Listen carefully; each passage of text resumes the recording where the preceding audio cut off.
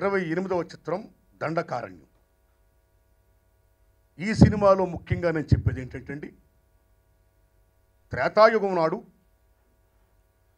సీతారామ లక్ష్మణ స్వాములకు ఆశ్రయం ఇచ్చిన తల్లి, అండగా నిలబడ్డ తల్లి, ఆదుకున్న తల్లి దండకారణ్యం.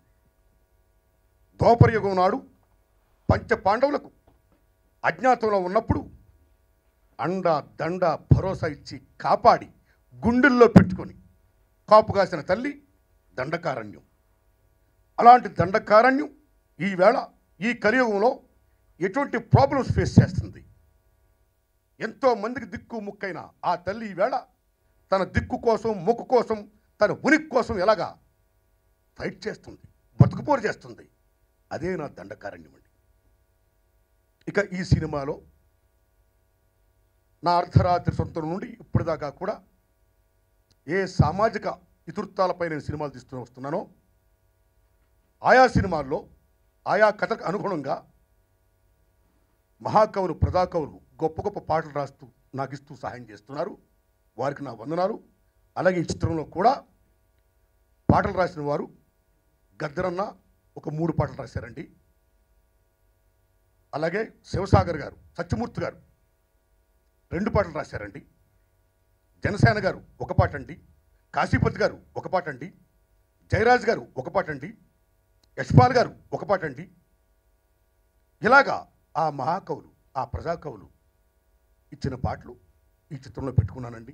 పాటలతో పాటు బాణీలు కూడా వారు ఇచ్చినందుకు వారికి నా ధన్యవాదాలు. ఇప్పుడు రికార్డింగ్ జరుగుతుందండి. రేపు 12 నుంచి మేము షూటింగ్ బయలుదేరుతున్నాం. విజయనగరం జిల్లా, విశాఖపట్నం జిల్లాలో మెయిన్ షూటింగ్ అండి. బొబ్బిలి, సాలూరు, నర్సీపట్నం, కృష్ణదేవిపేట, అలాగే రాయగఢ్లో కొంత ప్రాంతం, ఈ రకంగా నేను షూటింగ్ చేస్తానండి. అన్న అది అర్థం అది కాదే. దండకారణ్యంలో ఇవాళ తుపాకీ రాజ్యం సాగుతుందని. తుపాకీ రాజ్యం, that is the meaning of that బొమ్మ. తుపాకీ మీద టోపీ పెట్టింది అంటే యు సీ బ్రదర్, తుపాకీ రాజ్యం అంటే మీరు అర్థం చేసుకోండి. ఇంకా తుపాకీ ఎవరి చేతిలో ఉంటుందో వాడు రాజ్యం చెలాయిస్తున్నారు అక్కడ. ఆ తుపాకీ రాజ్యం కాకూడదు. భారతదేశ రాజ్యాంగంలో ఆదివాసీలకై బాబాసాహెబ్ అంబేద్కర్ కానీ మన పెద్దలు కానీ ఏ రక్షణ కవచాలైనటువంటి ఆర్టికల్స్ని పెట్టారో, article 5, article 5D and 170 act, ఈ చట్టాలను ఇంప్లిమెంట్ చేయాలి. Please implement constitution. ఆదివాసీల మనుగడ కోసం ఏంటో కాన్స్టిట్యూషన్లో ఉన్న చట్టాలు, వాటి మీనింగ్ స్వయం ప్రతిపత్తి. ఆ మూల సంపద, ఆ మూల వనరులు ఆ మూలవాసులకి చెందాలి. ఆదివాసీలు they are the real Buddhist. ఈ భూతలం మీద నిజమైన బుద్ధిస్ట్ ఎవరంటే ఆదివాసీలు. సో అలాంటి మహానుభావుల కోసం ఏ చట్టాలు అయితే పెట్టారో రాజ్యాంగంలో, ఆ రాజ్యాంగంలో ఉన్న చట్టాలను ఇంప్లిమెంట్ చేయండి అని నేను త్రూ మై దండకారణ్యం నేను విజ్ఞప్తి చేస్తున్నా. ఈ తుపాకీ రాజ్యాలు వద్దు. We want peace, we want peace, we want peace అని చెప్తున్నానండి. That is my Dandakaranya. Thank you very much. ఒక ఉద్యమకారుడు వేషం అండి నా వేషం.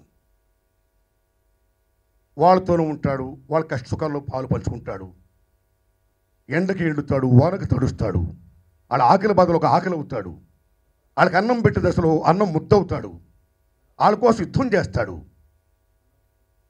వాళ్ళ మనిషి, అది నా వేషం అండి. ఓకేనా? రాయే. Thank you very much. మొత్తం 9 పాటలండి. 9 పాటలండి.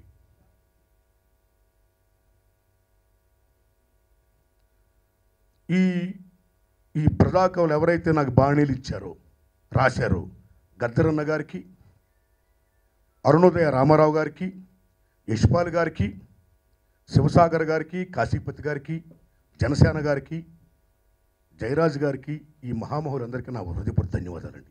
పాట చాలా బాగా వచ్చేయండి. ఇప్పుడు రికార్డింగ్ జరుగుతుంది. ఆ పాటను నేను ఉందేమా శ్రీనివాస్ గారితో, ఇంకా అనేక మంది సింగర్స్తో, కీరవాణి గారితో, ఇటువంటి ప్రముఖ సింగర్లందరినీ కలుస్తారండి. వారితో కూడా పాడిస్తాను సార్.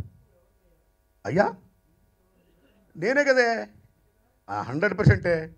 నేనేమన్నానే, ఎవరైతే పతాకాలు పాటలు రాశారో, ఎవరైతే బాణీలు ఇచ్చారో ఆ మహానుభావులు నా వందనాలు చెప్తున్నా కదా, వాళ్ళ పేర్లు కూడా చెప్పారు కదా. ఇంకా మనంతా సినిమాటిక్ మ్యూజిక్. నేనే కాదు, నాలాంటి చిత్రాలు ఎవరు తీసినా సరే, ఎవరు మ్యూజిక్ చేసినా సరే, ఆ పతాకాలు రాసిన ఒరిజినల్ బాణీలు మణిపూసలు, ఆణిముత్యాలు. అది ఏ చక్రవర్తి గారా, సత్యం గారా, వందెమ శ్రీనివాస్ గారా, కీరవాణి గారా, ఎవరు చేయనివ్వండి, ఆ బాణీలు యాజించి ఆ బాణీలు ఉంటేనే దాని అందం, దాని గొప్పతనం.